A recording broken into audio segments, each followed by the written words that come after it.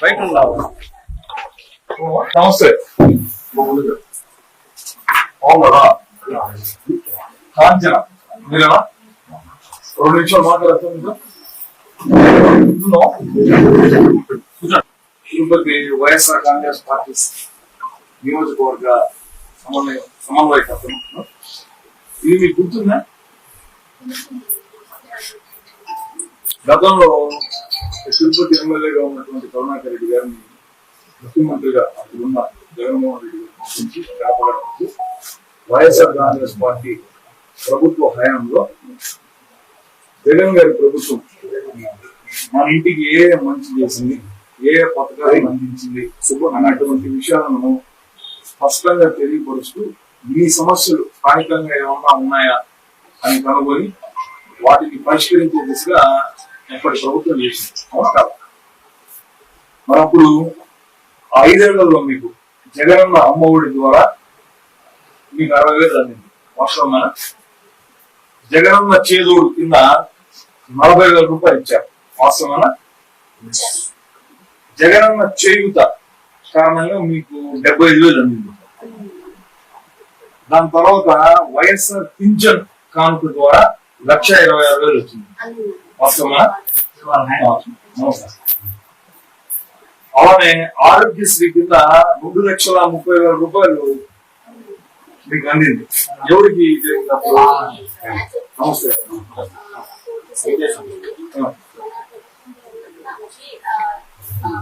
2,30,000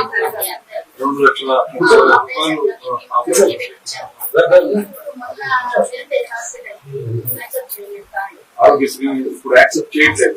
ఇప్పుడు వైద్యానికి ప్రభుత్వం సహాయం అందించడం.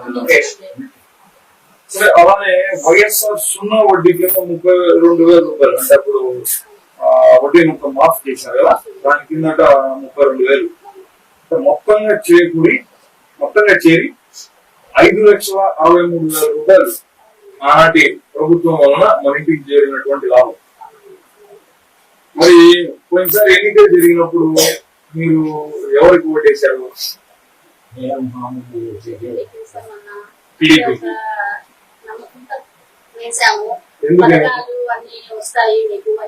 ఎక్కువ హామీలు ఇచ్చారు, చేస్తాము, మీకు తల్లి వందనం వేస్తాము, ఫ్రీ బస్ ఇస్తాము అని చెప్పారు. కానీ సంవత్సరం అవుతున్నా కూడా ఎటువంటి పథకాలు కాదు, అసలు ఏమి దాని గురించి అవుతాము. అంటే టీడీపీకి వేసారు, కానీ మోసపోయాం కదా, వేసి కూడా మాకు ఎటువంటి పథకాలు కూడా రాలేదు. 11 ఏళ్ళు అవుతుంది. చూద్దాం. మరి చంద్రబాబు గారు ఈ 10 నెలల్లో మీకు ఇచ్చినటువంటి హామీల్లో ఏమి నెరవేర్చారు, మన ఇంటికి ఎంత లాభం చేకూరిందో ఒకసారి చూద్దాం.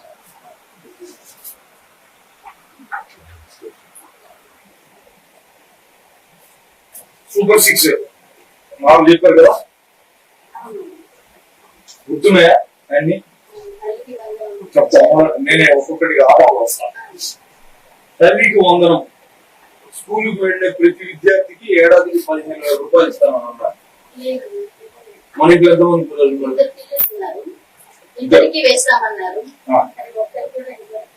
సో అంటే ఓకే, అందరికి అర్హులు ఎంతమంది ఉన్నారు? 2. అంటే 2 పిల్లలకి 15,000 చొప్పున ఈ 10 నెలల్లో 30,000 వచ్చినారు. అంటే ఈ సంవత్సరానికి 30,000 వచ్చినారు. ఓకే, 10,000. నిరుద్యోగులు ఉన్నారా ఎవరైనా? మీకు జాబ్ లేదు. సరే, అంటే మీరు దీనికి 6 ఒకళ్ళు ఈ పథకం మీకు అందట్లేదు అంటే 3,000 రూపాయలు నెలకు ఇచ్చుండాలా? ఈ 10 నెలలకి 30,000 ఇచ్చుండాలా? అంతేనా? మహిళలకు ఉచిత బస్సు అని అన్నారు. మరి మీరు ఉచితంగా బస్సులు ఏమన్నా ప్రయాణించారా? ఎంతమంది ఉన్నారు మరి ఇంట్లో? ఎంతమంది ఉన్నారు మరి ఇంట్లో ఆడవాళ్ళు? నలుగురు. సరే, రమారమిగా ఒక 500 రూపాయలు ఉచిత బస్సుకి నెలకి వాడినారు. జనరల్ గా అంటే ఒక అంచనా ప్రకారం అనుకుంటే 500 ఇంటూ 4 2,000 రూపాయలు.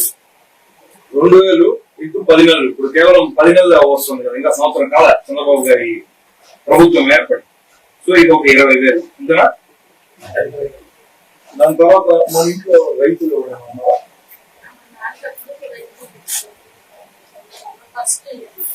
కానీ దాంట్లో ఇక్కడ కూడా రైతు భరోసాకి సంబంధించి రాలేదు. సరే ఇది రాలేదు, లేదు ఈ పథకం మనకు లేదనుకున్నాం.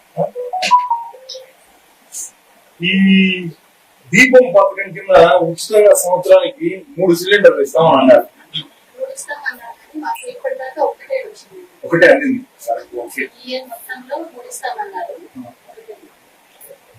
ఒకటి మాత్రం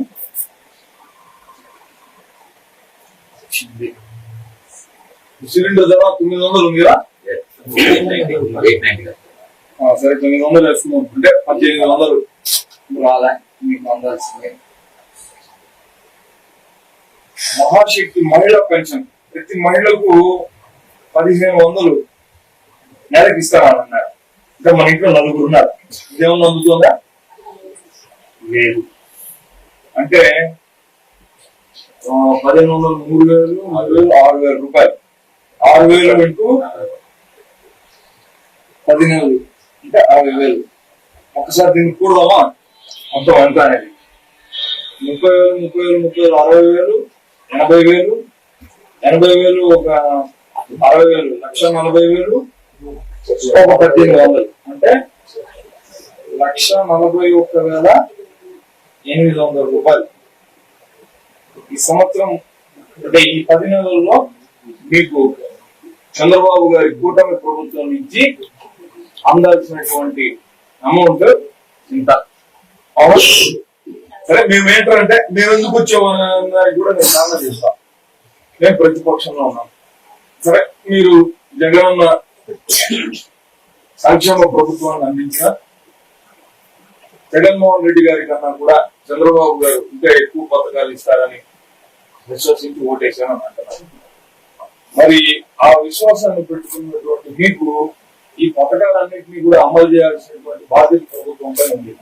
వాళ్ళు చేయట్లేదు కాబట్టి ప్రతిపక్షంగా ప్రభుత్వాన్ని నిలదీయడం కోసం చంద్రబాబు ఘరానా మోసం అనేటటువంటి ఈ కార్యక్రమాన్ని చేపట్టాను. ఇప్పుడు నేను మీకు ఆంకెలంతా పూర్తిగా ఎంత అనేది మీ ముందరనే చెప్పాను.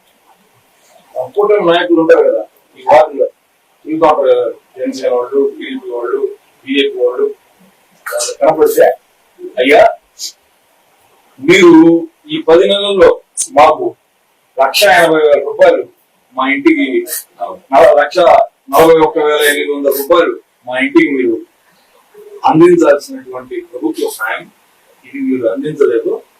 ఇది తీసుకొని ప్రభుత్వానికి చెప్పి మాకు ఈ 1,41,000 రూపాయలు మాకు వచ్చేటట్టు చేయండి అని చెప్పగలిగే చిన్న మనవి.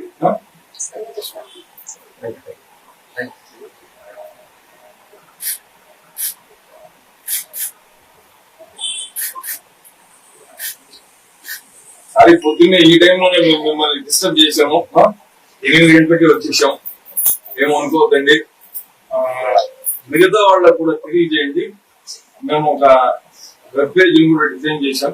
తొందరలోనే దాన్ని మీ అందరికీ కూడా షేర్ చేస్తాం. అక్కడ పక్కన ఉన్నటువంటి వాళ్ళకు కూడా ఈ అంశాల గురించి ఒకసారి మాట్లాడవలసిందిగా అందరికీ కోరిక. ఇప్పుడు అమ్మగారికి అయితే ఆరోగ్యశ్రీ రావడం లేదు పూర్తిగా.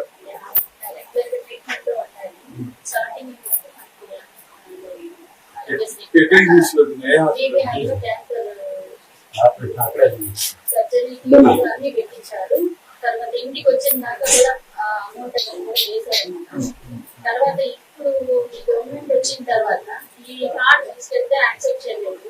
ఇంత ముందు ఇచ్చారు కదా ఆ కార్డు తీసుకెళ్తే అదే యాక్సెప్ట్ చేయలేదు. టాటా క్యాన్సర్ టాటాకే వెళ్ళాం ఫస్ట్. తర్వాత stage third stage, fourth stage immediate గా ట్రీట్మెంట్ స్టార్ట్ చేయాలంటే అక్కడ కన్స్ట్రక్షన్ లో ఉంది, డిలే అవుతుంది. నేను వచ్చింది నాకు తెలిసిన వాళ్ళ ద్వారా ఎనీవేస్ థ్యాంక్ యూ. మళ్ళీ కలుద్దాం.